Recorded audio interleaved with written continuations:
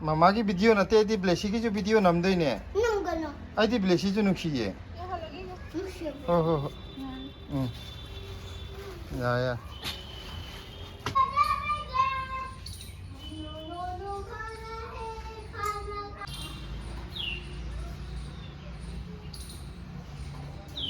mayam ngasidi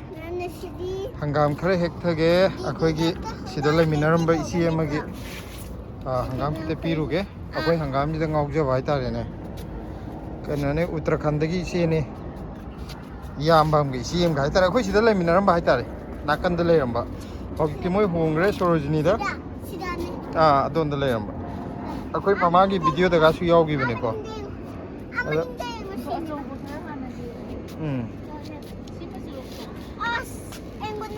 मोइगे हंगाम चराम ते पिरु गया कोई हंगाम जे मोइदे हिंग का पक्चा चाप चाले याम पाम भाई तारे ओ हंगाम अचौबो जिंगो दुगा सोंदगी अचौबा खरा अमगा लौथोगे लाओ लाओ लाओ लाओ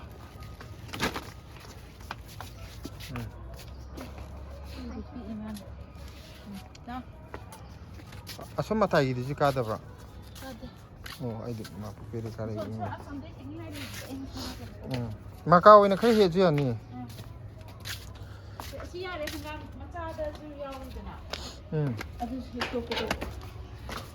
I didn't make a hyena.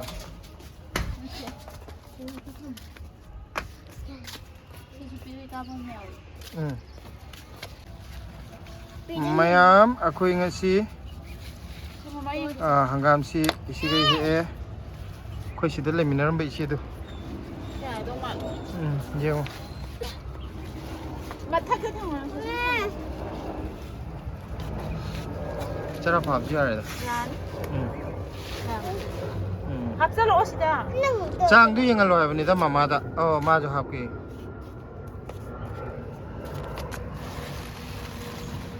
ya ni na khang nang pai sele yang ai nu pula pai sen man tam hai dia da mai cha khai di gyan ta roi ba pula paisa lo amai de saokhre thi thoi gi hangam aspai de sakhre ai saure na maka kitang he kora maka kitang he pi kitang wat ma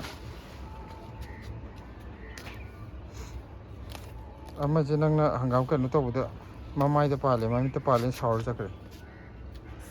thoi thoi masa thoi Olao mama na soi gi bane ye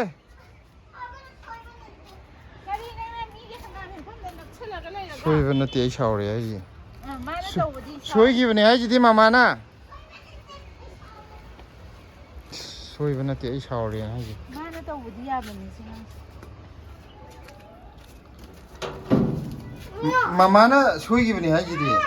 ako wa ge papa wari sana je mama na soi gre ai ji de na kono soi de no amot pa phamjale madi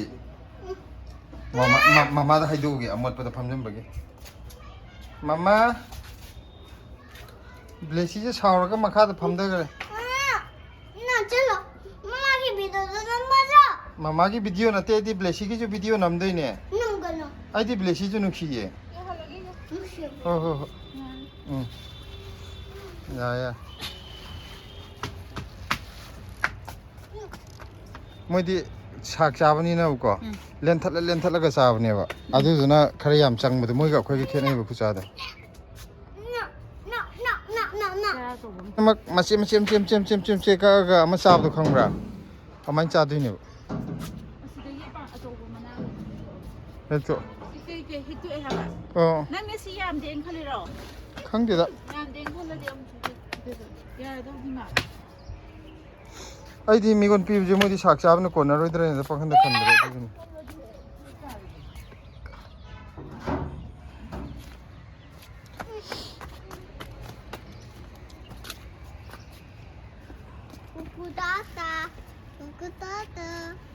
ukutata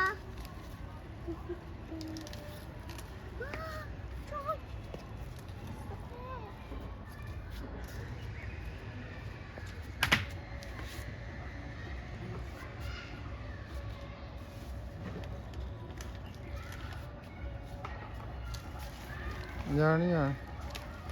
Yare. Yare hoigi. Yarni ya. Hadi pot aje maka amani haptan bada yamam da maram da khang yam yam mane amani log ko de ta khang han da dong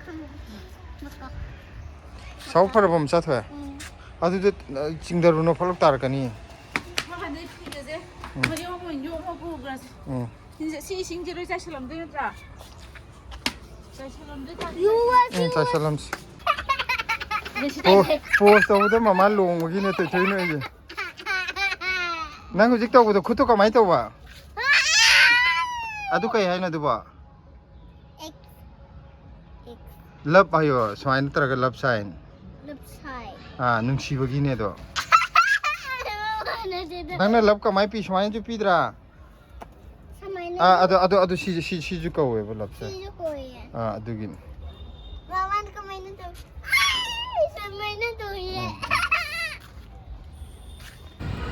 se ko hujik sorojini nagar gi quarter ne sai jana si di quarter hujik hang da ngai ri ko kui dri ba si mi hong jana ba adu na mafam je na li ji e ji ngu da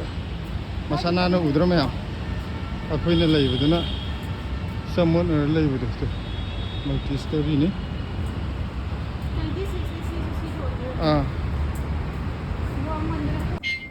se mun di lip se min jan ha pe ne sila saokhre aduga house number 208 203 205 206 कोई न हुजिक चट के दूरी वसना 208 किस तरफ है और 208 असना कलीम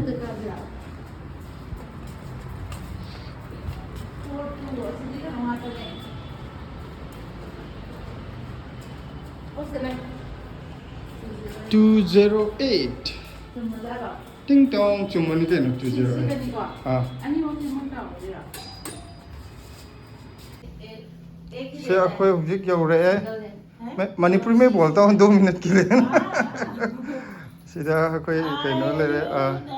दीदी ले रहे भैया ले रहे कोई ले मिनरम बने कोई सिंगा सी उना बुला पनी इनक तिना ए को कोई दी वॉकिंग डिस्टेंस खोंग न ले बने को अदो ngasi kana jo matam je free oi no una bla ine yam na le quarter je anu bu oi re ko si mayam sorojini nagar ki quarter anu bo hang ne yam phaje फिर हम छत में गए सुनो फिर मैंने बोला भैया ये है और सीधा mayam dustbin ni ko ऐसे आया सीधा इधर लोई मत dustbin की फिक्स तो कर ले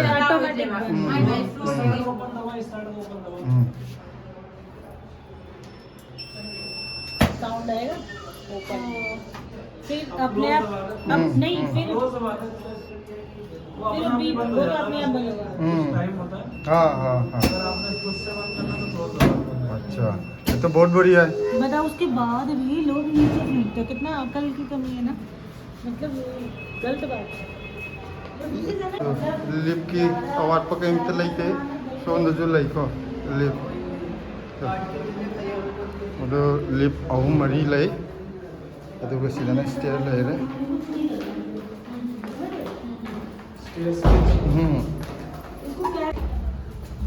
कोई सीधा मपान ठोकले हैं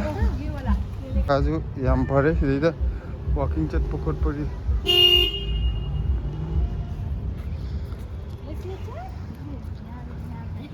नहीं वही बोल रहे भैया को इधर ही ले लो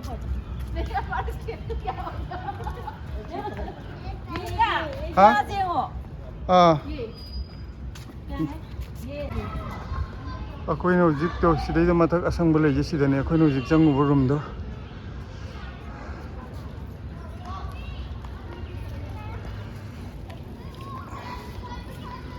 सी वॉकिंग करे करा अंगांग चटपगिदे यामना फरे प्राइवेसी जो होरे कोई डिस्टर्बेंस लाइत्रे